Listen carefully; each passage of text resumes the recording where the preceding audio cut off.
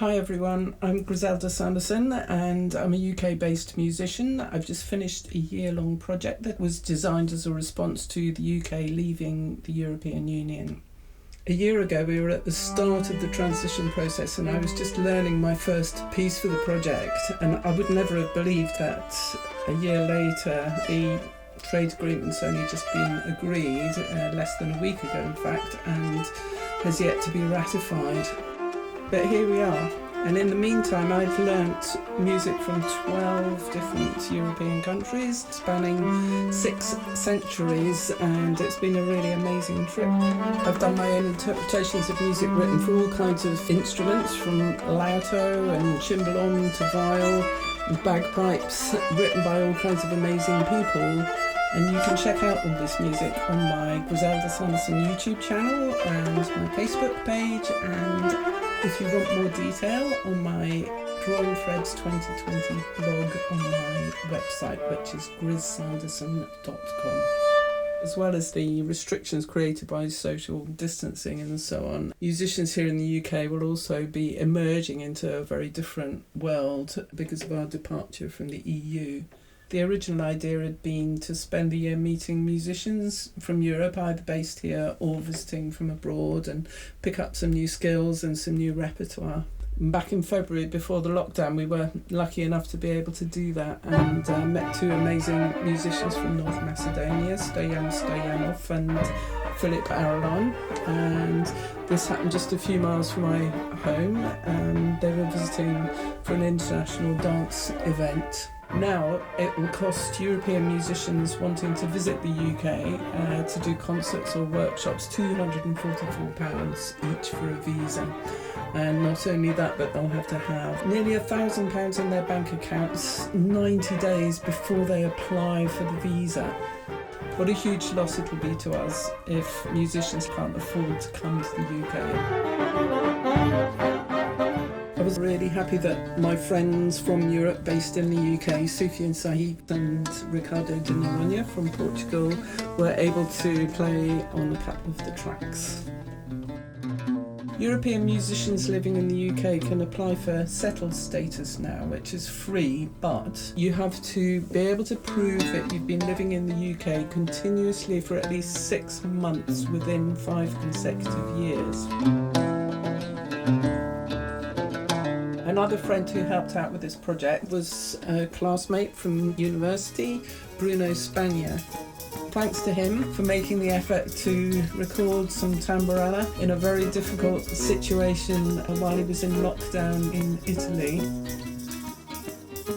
This raises another question, which is about the Erasmus scheme, which will no longer be available for British students wanting to study in Europe.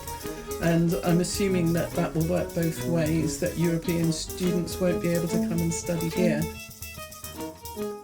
I'd never have got the jobs that I've had doing session work for TV, theatre and film, and doing live performance without the influence of youth groups and international music conferences that I've attended and been inspired by.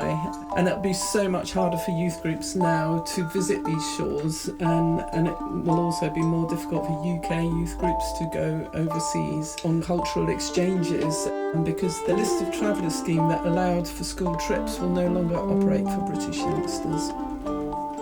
It'll also be difficult to take musical instruments into or out of the EU.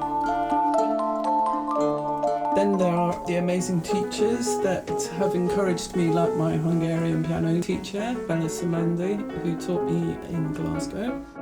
Where are the Music UK teaching jobs that offer a £30,000 salary that's required now for a work visa? There are still so many things we don't know about yet that will impact on the music industry, like tariffs on merchandise and copyright issues. The second-hand musical instrument market will definitely be affected. In 2015, there were 767,000 European festival goers who came to the UK and spent £38 million on tickets. The live music scene is not going to survive without people coming from Europe to visit our festivals. And for many UK bands, touring Europe is going to be a very tricky thing. It's going to be quite different. A tour carnet will probably be required. That's going to cost from £320 to £500. The Musicians Union here are lobbying to try and get musicians' passports sorted out, so you can visit their website here if you want to find out more about that. But this isn't the end of anything. It's the start of a new phase in which we need to renegotiate the interaction of British artists and teachers with our European counterparts and audiences. And this isn't the end for me either. I'm starting on a new album project which is inspired by all the amazing European music that I have researched throughout 2020. So I'm ending with a huge thank you to all the European musicians. And this is a message to all musicians in the UK as well. Just keep exploring and keep in contact with your friends overseas. Keep creating and sending your music out there and bringing it in. We may be physically distanced, but let's not become insular. Over the centuries, cultural exchange with our nearest neighbours has provided incredible opportunities for enrichment. So let's not lose sight of that.